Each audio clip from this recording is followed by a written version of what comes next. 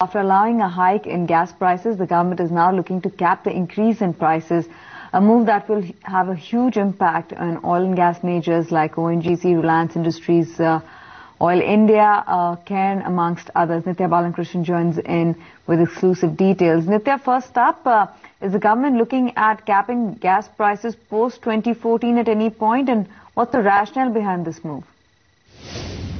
Well, the government understands it has time till April 1, 2014 to actually implement the hike in gas prices, and it wants to take all the time in between to put forth an absolutely robust policy in place, one that will not be contested or criticized in the months ahead, which is why we're given to understand after the Parliamentary Committee has looked at this report and indicated a probable ceiling price after the Rangarajan panel formula is adopted should be considered. It's now the Finance Ministry quarters that is backing for the same. We're given to understand from top government sources that they are seeking a cap on the adopted Rangarajan price formula for hiking gas prices, indicating that a ceiling price should be put in place simply because the issues like LPG prices, CNG prices, power tariffs, as well as fertilizer subsidies directly depend upon a hike in gas prices. And if global variables and prices at various international hubs, which form part of the Rangarajan formula, at any point should escalate to much higher levels, then of course, for the Indian domestic scenario, they cannot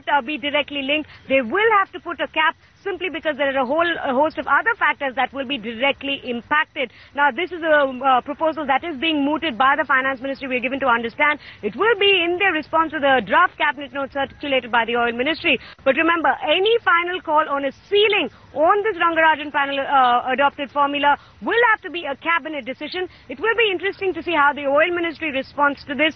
But definitely the fact that the government is thinking of imposing a ceiling on the adopted Rangarajan formula and on the Nord 4 gas price hike itself is not good news for exploration companies like ONGC, Reliance Industries, Oil India, Cairn India, amongst others.